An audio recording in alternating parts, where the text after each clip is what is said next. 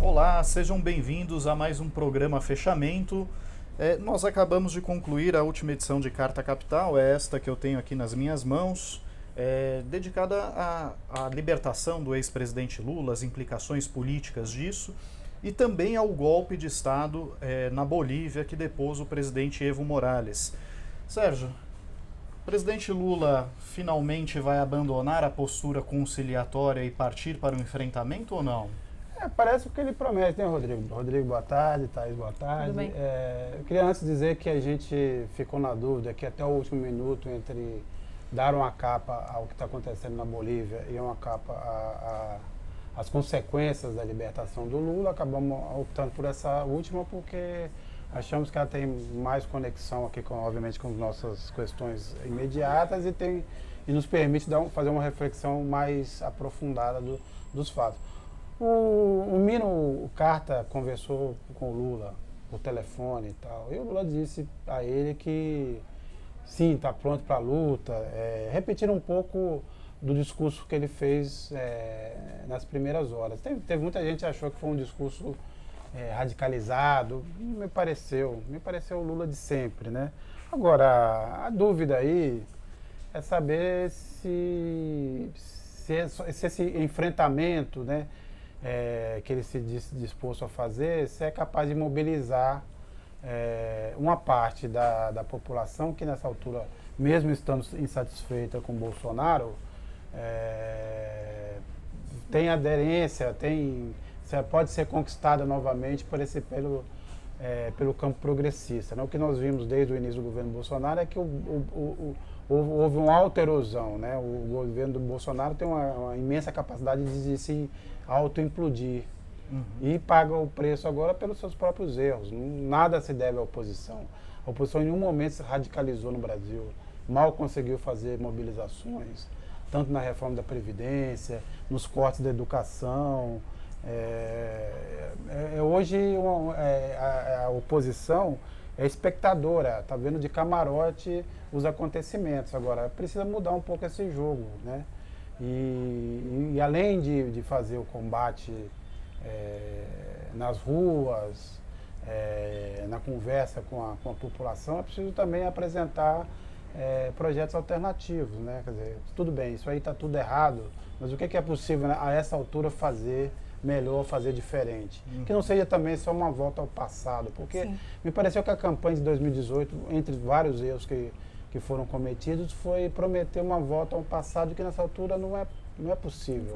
As condições são outras, né? E eu acho que o Bolsonaro acabou tomando para si um projeto de futuro que era bizarro, que é reativo, que está baseado no ódio, no ressentimento, mas que de alguma forma estava olhando para frente, enquanto a campanha petista estava muito presente dessa ideia de um passado glorioso que ia retornar, e aí houve esses reveses com Lula, etc. Acho que foi uma estratégia que parecia frutífera antes do segundo turno, mas provou ruim, assim, logo depois.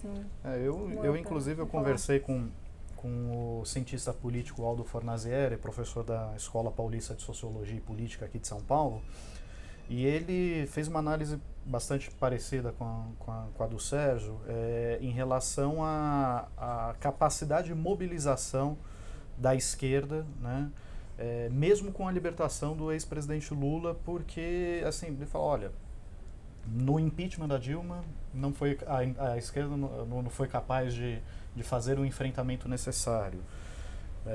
Na reforma trabalhista com Temer não foi capaz de deter. A reforma da Previdência também foi muito pífia a mobilização, né, do chamado campo progressista para essa reforma.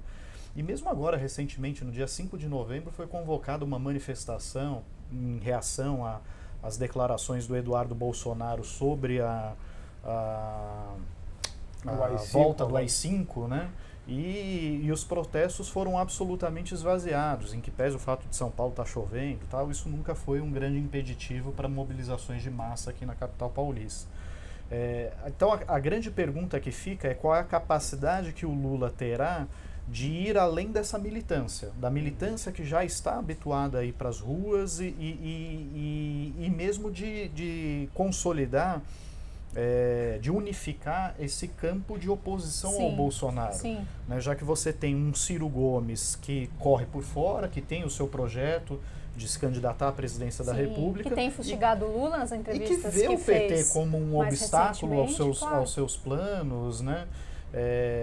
O PSOL, enfim, está, às vezes, circunstancialmente aliado ao PT, mas também tem os seus próprios projetos. Então, é uma equação muito complicada, né? Conseguir unificar esse campo nesse momento. Mas eu acho, se tem uma figura no campo progressista agora que pode fazer isso, é o Lula.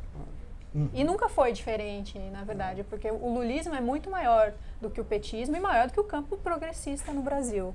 Então, eu acho que é importante e é o que simboliza a saída dele agora, não que a gente tenha que tratar isso como um oba-oba, é o desafio que ele terá daqui para frente, é unificar nessa figura, né, o maior líder do Brasil, um discurso de futuro, de esperança, que se oponha frontalmente ao Bolsonaro, que sai do ódio para o prazer, né, como ele diz na prazer, na alegria. Eu acho que tem dois pontos. Primeiro, você falou muito bem, o Lula é por si só um imã, né? Eu acho que tanto internamente quanto externamente ele será naturalmente o receptáculo das dúvidas e das reclamações. Então acho que certas forças mais centristas estavam dispersas, não sabiam com quem conversar, ganham de novo um interlocutor. E acontece internacionalmente também. O Alberto Fernandes, os outros partidos de esquerda da América Latina, a social-democracia na Europa,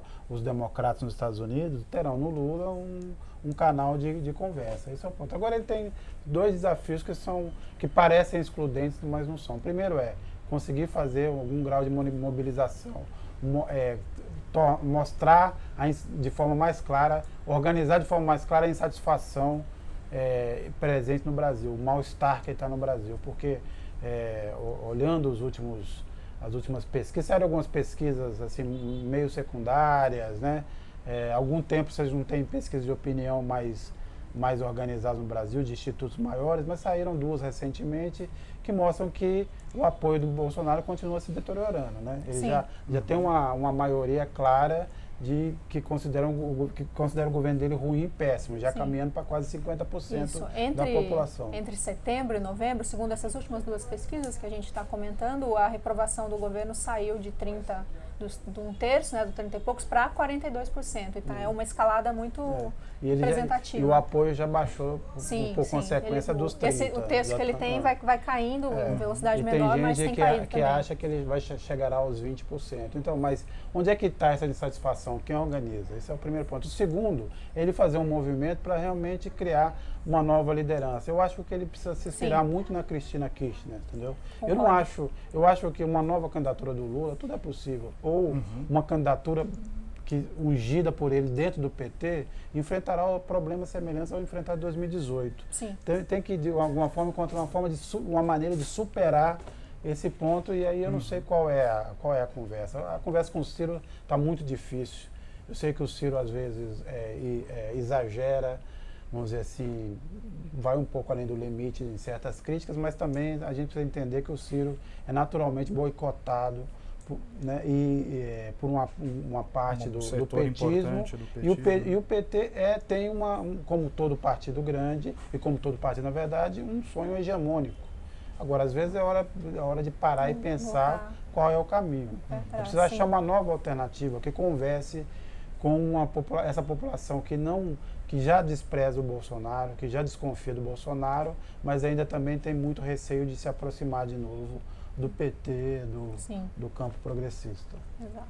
Bom, inclusive, lembrando que, assim, apesar do ex-presidente Lula ter sido libertado, ele continua inelegível, né?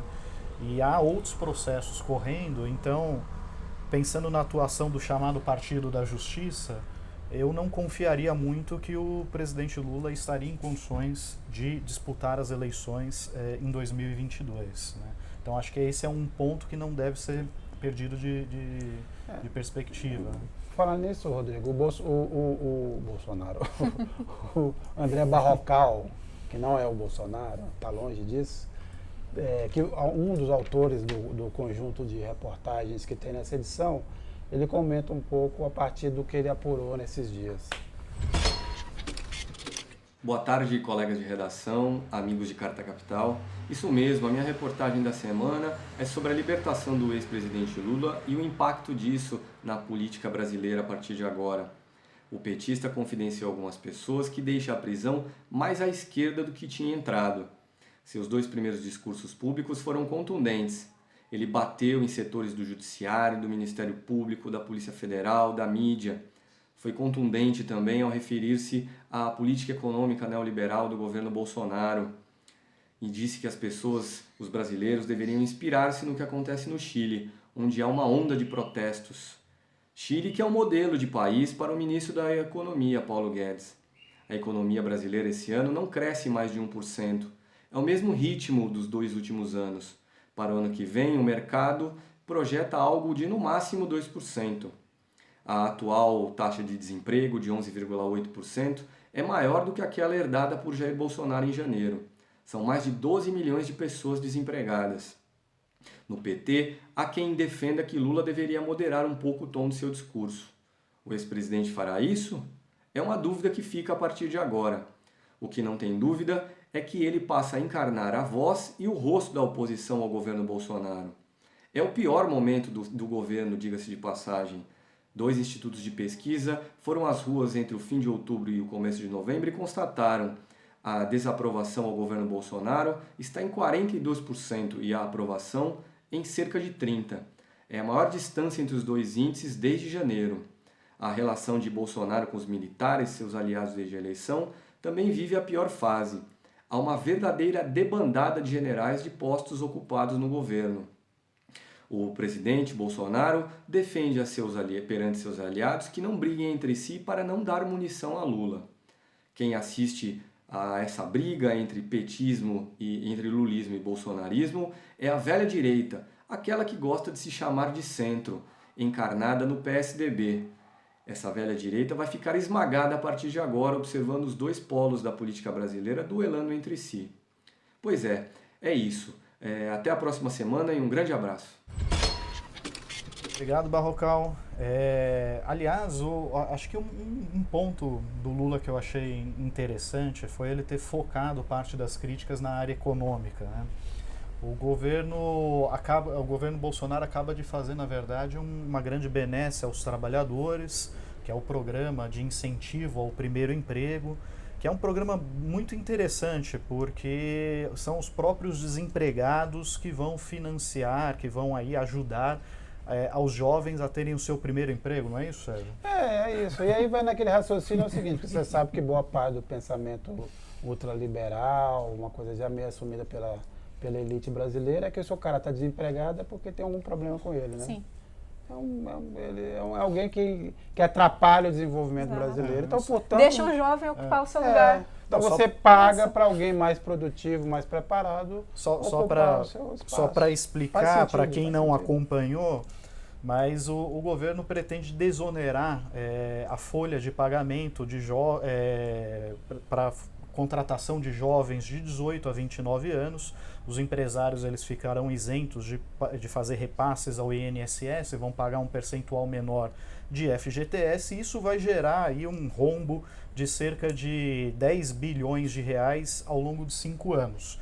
E para compensar isso, o governo decidiu taxar o seguro-desemprego. Então todo mundo que estiver desempregado recebendo o seguro-desemprego vai passar a pagar uma taxa, para isso gerar 12 bilhões de reais de receita para o governo financiar isso. O empresário que é bom...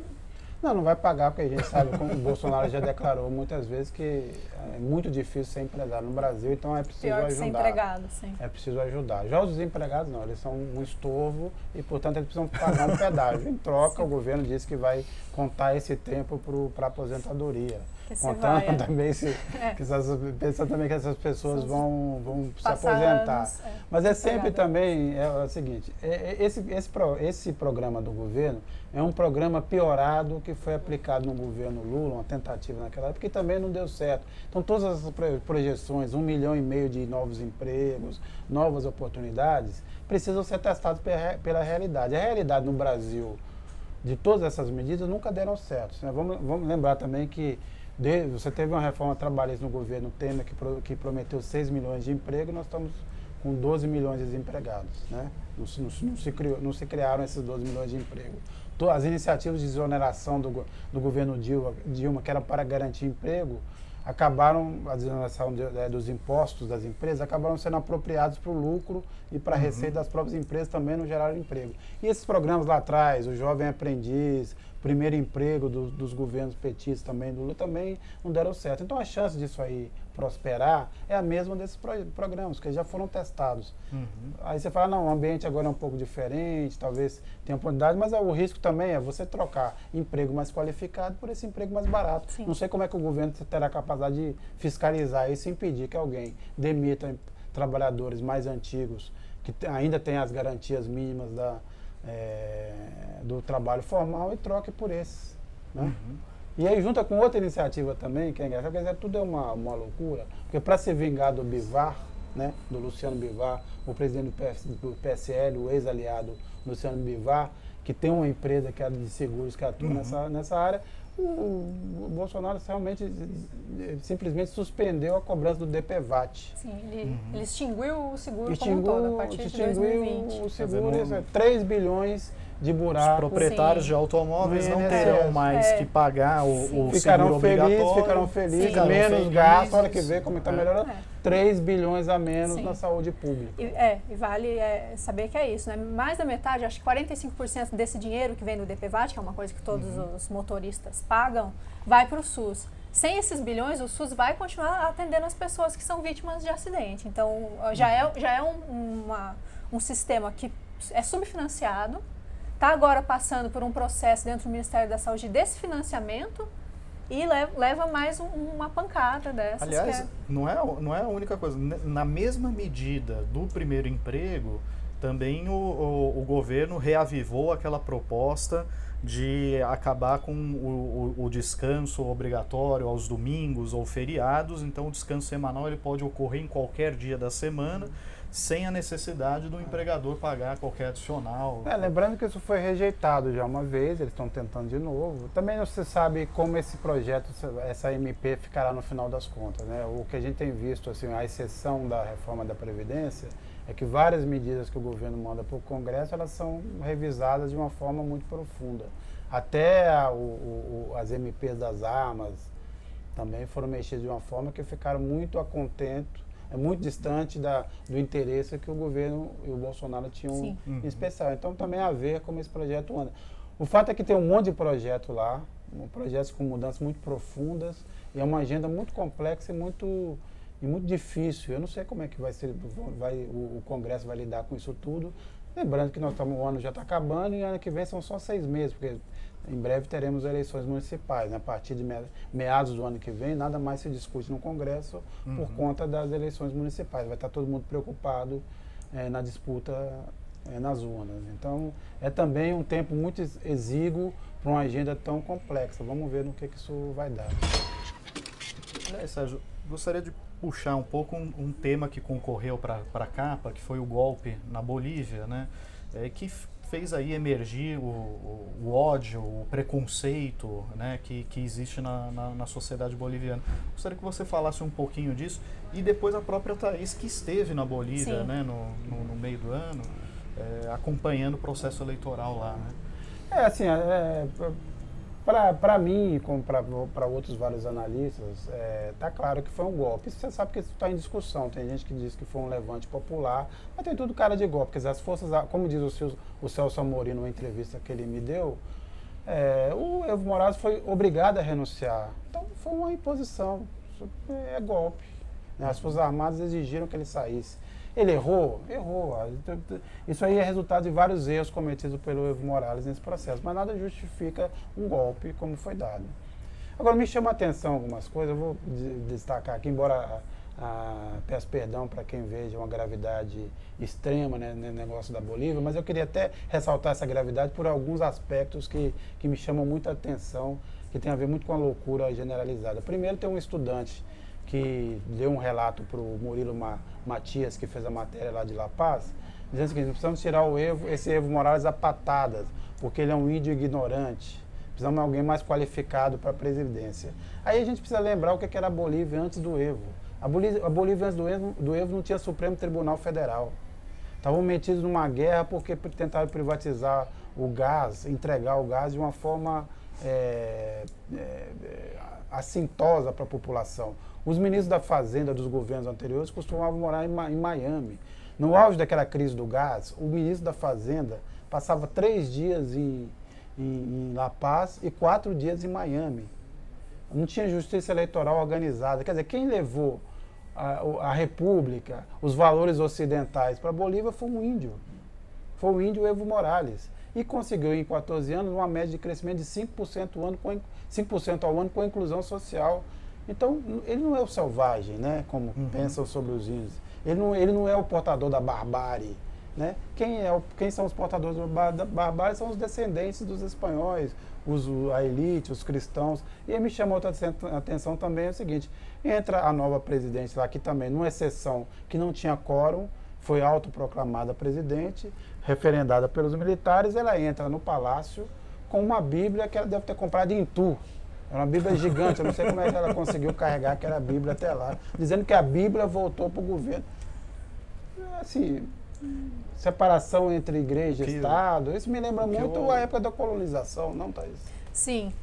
Na verdade, é um fenômeno interessante, porque a Bolívia é um país de maioria esmagadora indígena, mas também onde a fé cristã é a mais professada, né?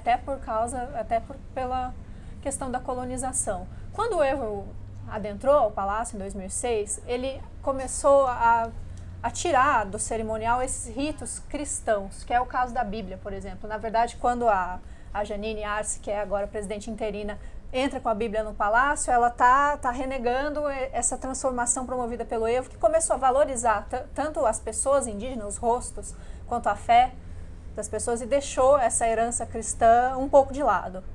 Mas no tempo que eu estive lá, que foram algumas semanas em julho, eu não conseguiria prever. Conversei com apoiadores do Evo, com pessoas que já estavam, que apesar de ter votado nele, já consideravam que era a hora dele se despedir do governo, e não poderia prever uma situação de crise, um golpe, a tensão que o país está vivendo agora.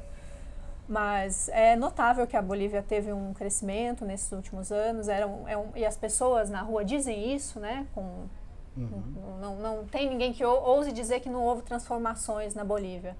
Mas havia ali, já naquela época, talvez os elementos que levaram a desencadear essa crise, né? Acho que é importante lembrar que esse quarto mandato do Evo estava longe de ser uma unanimidade, que houve, por parte dele, um avanço sobre a Constituição que ele mesmo havia promulgado e sobre um referendo apertado cuja população preferiu que ele não concorresse a um novo mandato. Era uma sociedade polarizada. E que é um problema que a gente tem, pensando do ponto de vista do campo progressista. Sempre tem uma tendência caudilhesca, né? É difícil as lideranças que emergem conseguirem pensar numa estrutura onde você tem uma mudança de poder e a criação de novas lideranças dentro das próprias estruturas. Aconteceu com Chaves em grande medida, né? O Evo, né? E no Brasil um pouco Lula também acaba solapando certas possibilidades, mas é um negócio que é preciso corrigir. E às vezes parece uma falta de confiança no povo, né, nos eleitores. E a escolha é livre. Então ele realmente atropelou. Quer dizer, a forma como ele tentou impor um quarto mandato foi um problema grave e sério. Mas não precisaria até descambar. Até porque ele tinha aceitado uma nova eleição. Sim. Houve uma entrevista coletiva bem recente, né, enquanto a gente está gravando isso aqui, o Evo acabou de falar lá do México sobre esse caso, e ele contou um pouco como foi o passo a passo desse processo de renúncia, porque houve esse documento da OEA, que foi bem contundente a respeito das fraudes, e ele já havia pedido ao Luiz Almagro, que é o secretário da OEA, para que não divulgasse esse documento, que na visão dele é baseado em opiniões, ele não é técnico nem jurídico o suficiente para cravar que houve fraude, porque aquilo causaria um banho de sangue, né, na Bolívia. Ele falou com Almagro na madrugada, esse documento foi divulgado de qualquer maneira depois, e horas mais tarde, né, quando a renúncia já estava no radar, ele recebeu esse recado das Forças Armadas sugerindo, né, e aqui cabem todas as interpretações, que ele abandonasse, renunciasse ao governo, né. Toda a linha sucessória do partido do Evo, que é o Movimento ao Socialismo, renunciou, mas agora ele tem tentado, tem um movimento por parte dele lá no México para talvez pacificar a crise do país, né? O que ele diz é, eu convoquei novas eleições, saí para que o povo não pagasse, mas a violência não terminou, né? Mais de 20 pessoas morreram. E tem risco de uma guerra civil, porque os índios, principalmente da região del Alto, prometem reagir. Agora, o Celso Amorim, nessa entrevista que ele me deu, ele acha que é um contra-ataque. Um contra-ataque.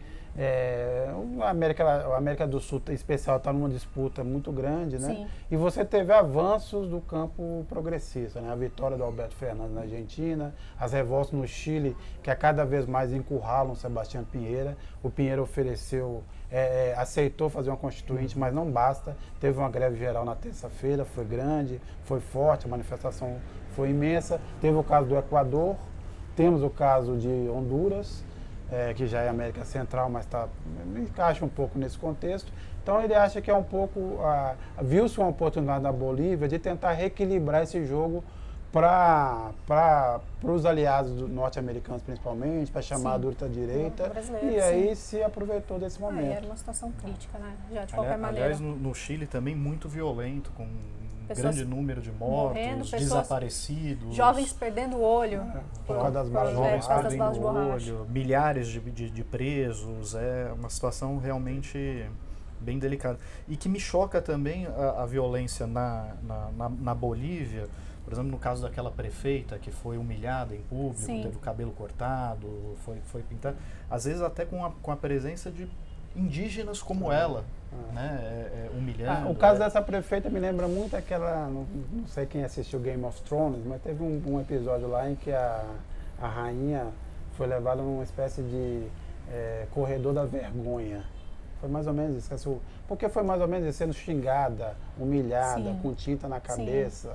Me lembrou muito uma certa barbárie, uma barbárie total, né? Sim. Mas é a disputa que está em jogo. A gente já viveu outros momentos assim na América Latina.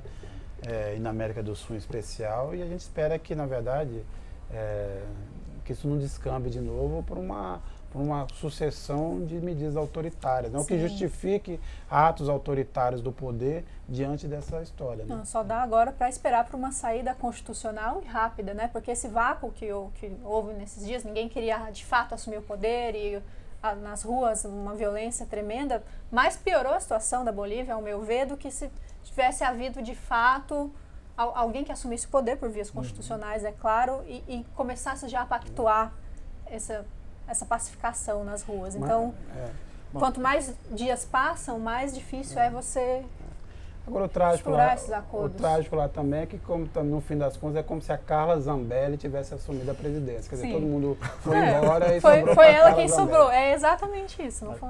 Aliás, o presidente Jair Bolsonaro, em um pronunciamento à nação via redes sociais, disse que vai cancelar todas as assinaturas de Carta Capital do... São quantas? 3? Não sei se 3 ou 4. Eu acho que acabou a mamata. Acabou a mamata, a gente está muito preocupado. Infelizmente, eu vou colocar minhas coisas numa caixa. Eu tenho 2 filhos para criar, estou muito preocupado. Agora, obviamente, quem quiser ajudar a revista a sobreviver a esse ataque, né, à liberdade de expressão e de imprensa, por favor, entre lá no site, na página de assinatura.